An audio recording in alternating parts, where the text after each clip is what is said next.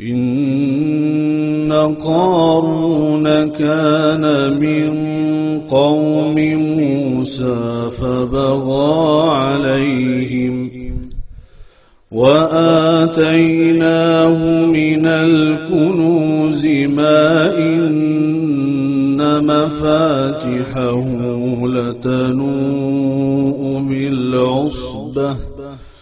لتنوء بالعصبة أولي القوة إذ قال له قومه لا تفرح إن الله لا يحب الفرحين وابتغ فيما آتاك الله الدار الآخرة ولا تنس نصيبك من الدنيا وأحسن كما أحسن الله إليك ولا تبغ الفساد في الأرض إن الله لا يحب المفسدين قال إنما أوتيته على علم عندي أولم يعلم أن الله قد أهلك من قبله من القرون من هو أشد منه قوة وأكثر جمعا ولا يسأل عن ذنوبهم المجرمون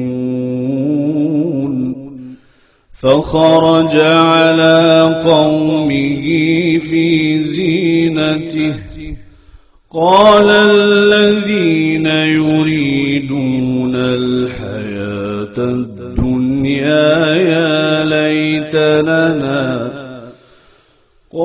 الذين يريدون الحياة الدنيا يا ليت لنا مثل ما أوتي قارون إنه لذو حظ عظيم قال الذين أوتوا العلم ويلكم ثواب الله خير وقال الذين أوتوا العلم ويلكم ثواب الله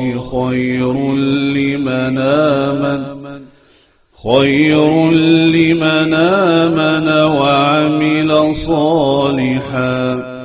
ولا يلقاها إلا الصابرون فخسفنا به وبداره الأرض فما كان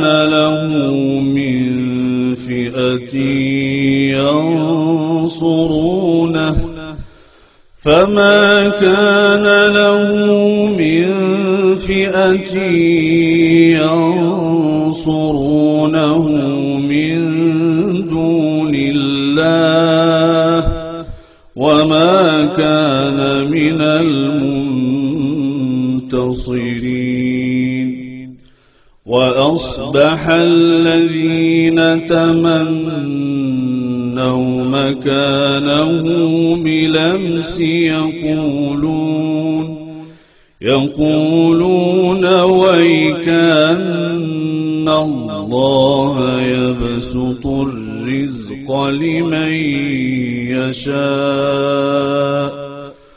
ويكأن الله يبسط الرزق لمن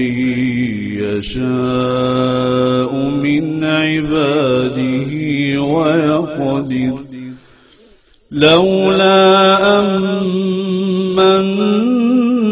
الله الله علينا لخسف بنا وكأنه لا يفلح الكافرون. الحمد لله رب العالمين الرحمن الرحيم ملك يوم الدين إياك نعبد وإياك نستعين اهدنا الصراط المستقيم صراط الذين أنعمت عليهم غير المغضوب عليهم ولا الضالين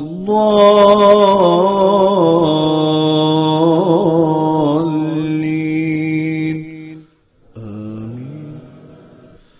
تلك الدار الآخرة نجعلها للذين لا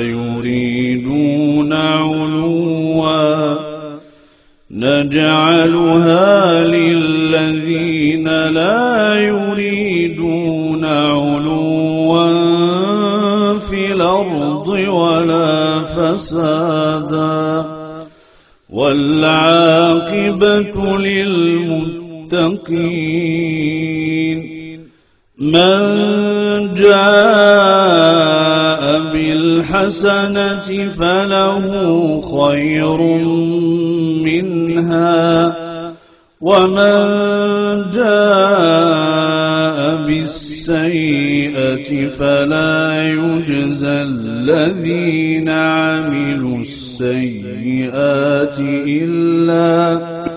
إلا ما كانوا يعملون. إن الذي فرض عليك القرآن لرادك إلى معاد قل ربي أعلم من جاء بالهدى ومن هو في ضلال مبين. وما كنت ترجو أن يلقى إليك الكتاب إلا رحمة من ربك فلا تكونن ظهيرا للكافرين. ولا يصدنك عن آيات الله بعد إذ أنزلت إليك وادع إلى ربك ولا تكونن من المشركين. ولا تدع مع الله إلها آخر لا إله إلا هو له الحكم وإليه ترجعون. ولا تدع مع الله إلها آخر لا إله إلا هو كل شيء هالك إلا وجهه كل شيء هالك إلا وجهه له الحكم وإليه ترجعون.